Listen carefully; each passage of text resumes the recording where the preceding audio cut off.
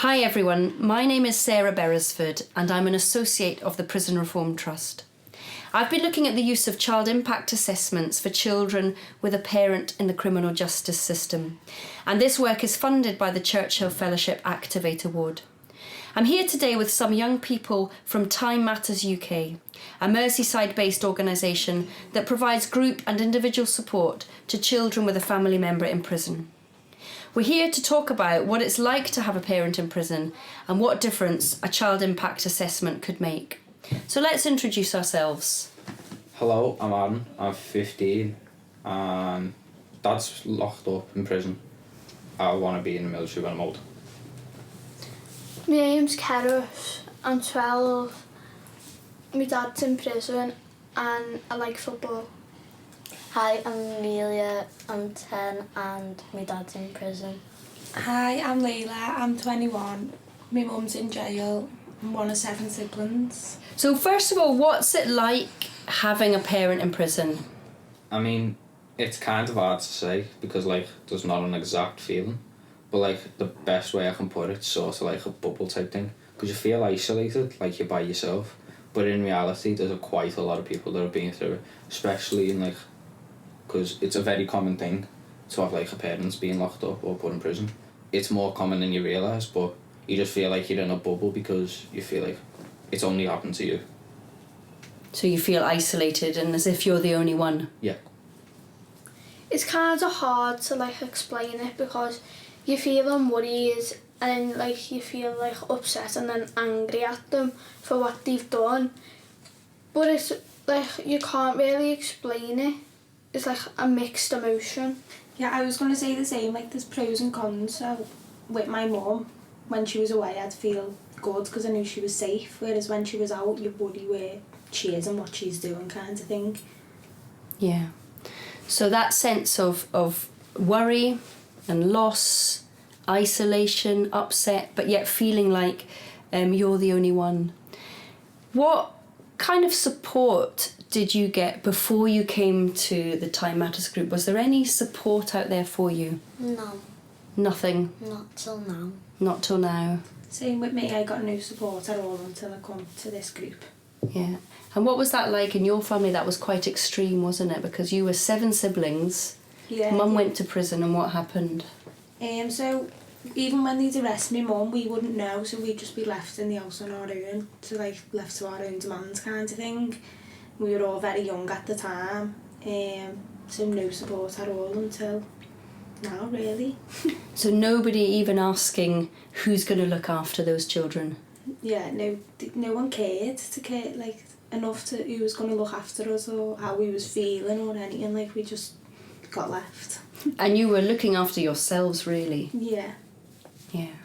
I think my older sister, she was about 12 at the time, and obviously she just took on the whole clan. And that's just sums up the problem, doesn't it? That actually at no point from your mum's arrest or when she went to court, when she went to prison, did anybody ask, what about the children? No. No. What do you think about that? I mean, when it was just mentioned, it's a bit of an eye-opener because obviously everyone's situation's different, but a child to be left in the house on their own. Think of how many responsibilities it's got for how old was the oldest one? 12 you said? 12. You ain't really being opened up to the world yet. So to have to be thrown into that, it's a bit... For me, it's one of the most shocking cases that I've come across, that the person looking after you goes into the criminal justice system and nobody asks, what about the children? And that's why we're here today. So what I've done over the years is put together, I've been listening to children like you, and we've put together what we're calling a child impact assessment. It's a simple set of questions asking how you're doing, how you're feeling, what support you feel you need. Why do you think something like that is important? I think it's important because not only adults need to get across their feelings, kids do, because it affects the kids even more than the parents, because the kids sit there and bottle it up sometimes and the emotions come out of them, and then while the adults are sitting there all cool and all that, the kids are like dead worried if something's gonna happen and stuff like that. So having somewhere to express your feelings and talk about it would be helpful. Yeah.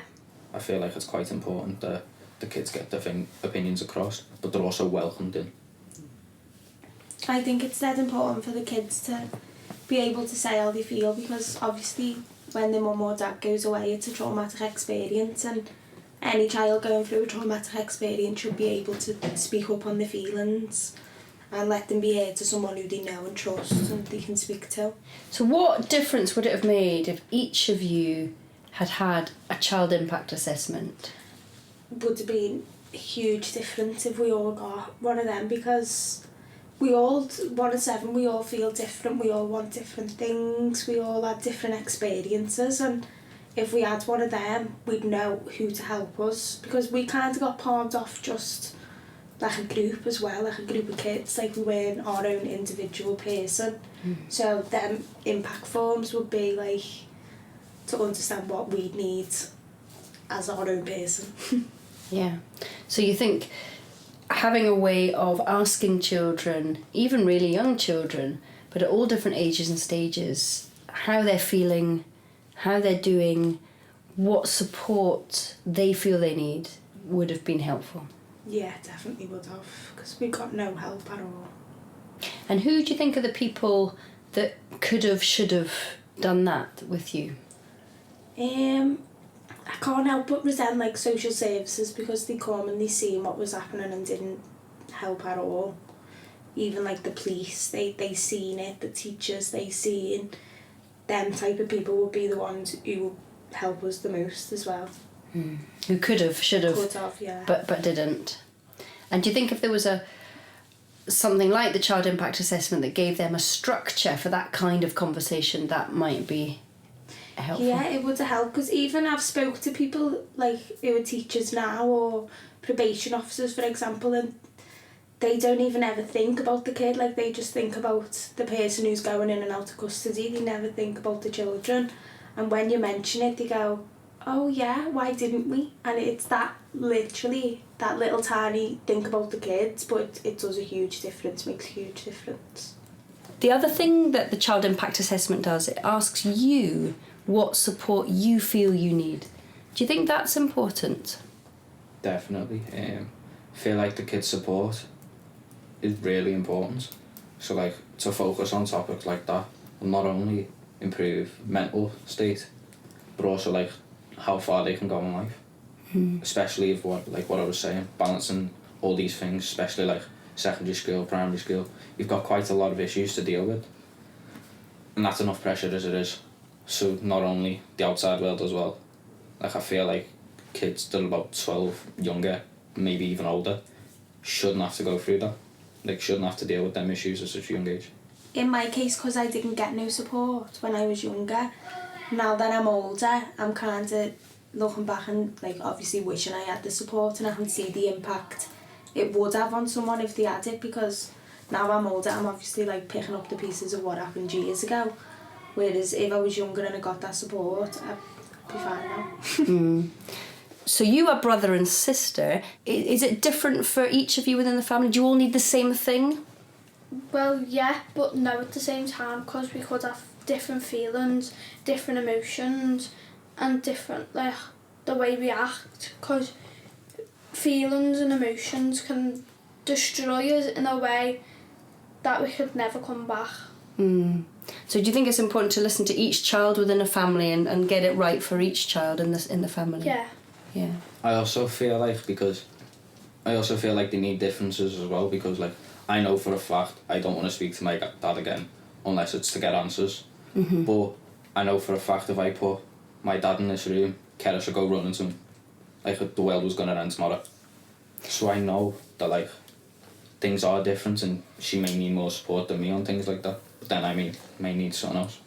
And you know what else too as well, like I've learnt with my siblings, I've been in a state of mind where I've hated my mum and I've never wanted to speak to her again. And then as you get older you start to like more realise it's through their traumas and stuff as to why they do things, and now I want a relationship with my mum. It changes all the time, you know what I mean? I think that's really important, isn't it? That you feel differently at different times. Yeah. Some of you may want to see dad or mum, some of you may not. Some of you may want to go to a peer support group like this, some of you may not. And it's child by child, isn't it? And getting it right for each child at the right time. Yeah, because at stages I've like wanted to see my mum when other siblings haven't and stuff. It's different for each kid, isn't it? Mm.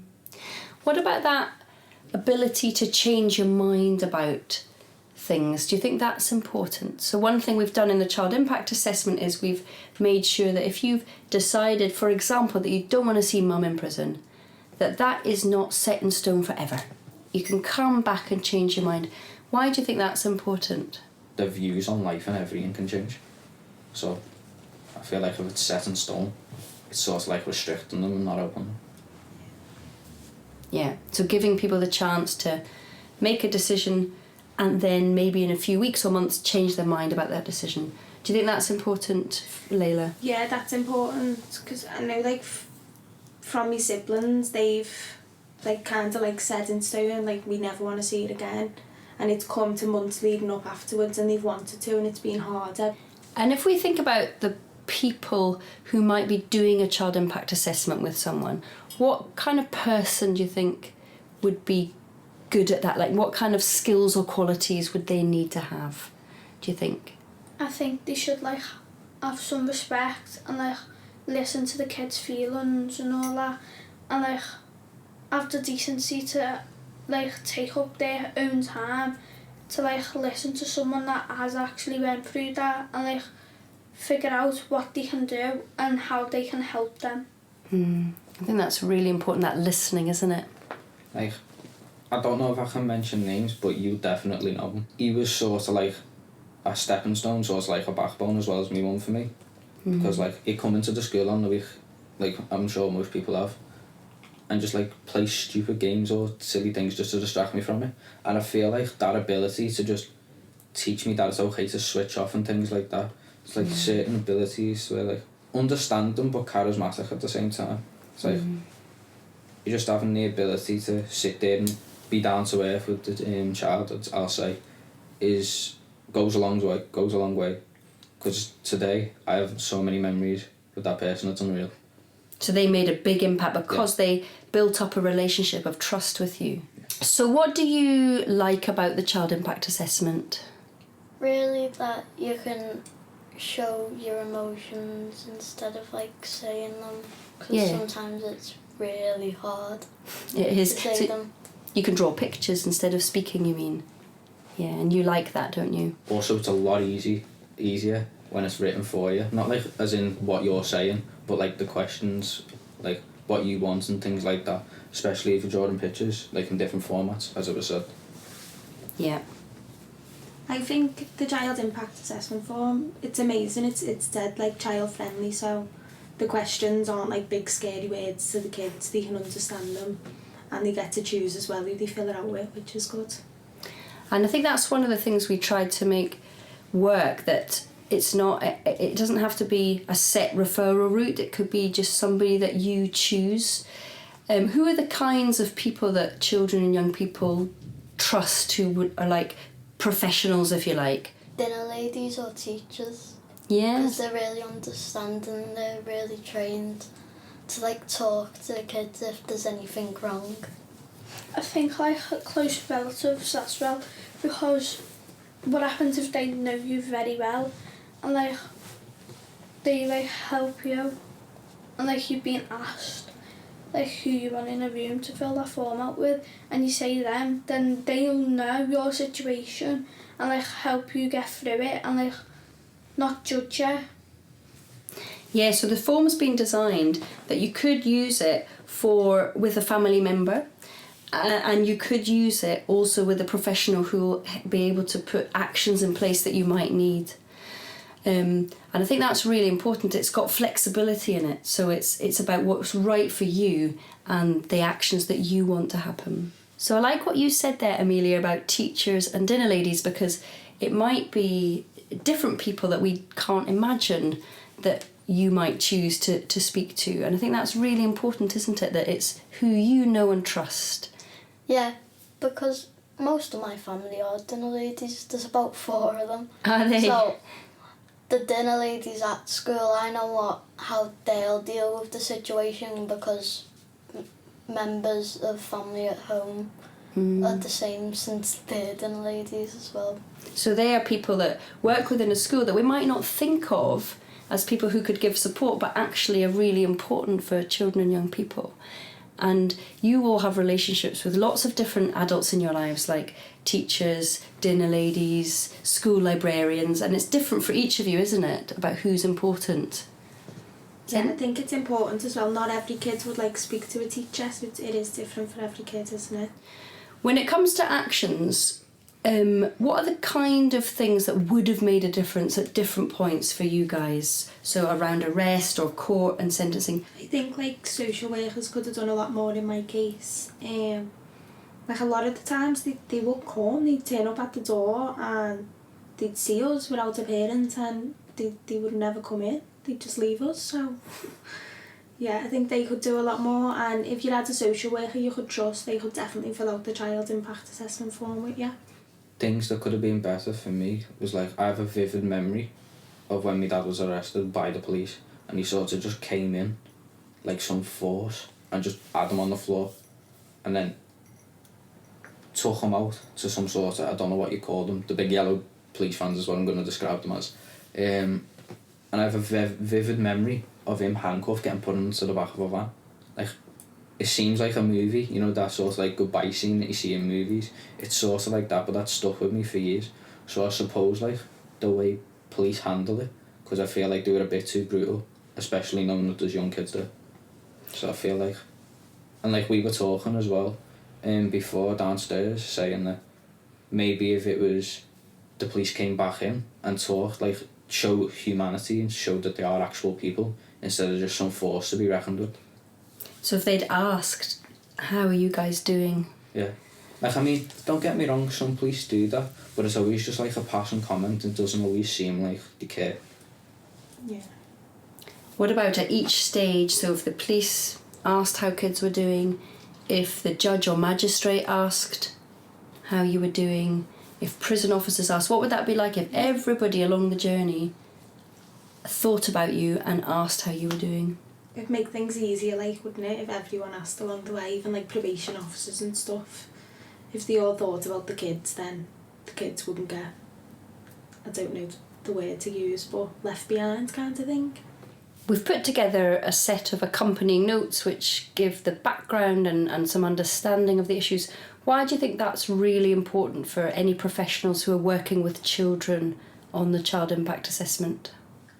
Because not every person understands, like not everyone goes through that.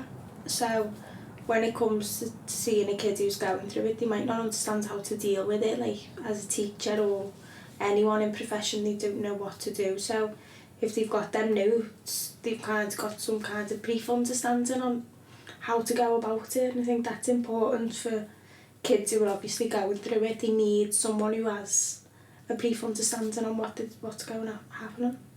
What would you like to say to the government who are trying to make things better for children with a parent in prison? What message do you want them to hear? I think they should like educate the like people that like the force, like the police, anyone like that, or like the teachers, to like respect the kids more and not just like do it in front of the kids, like arrest someone in front of the kids.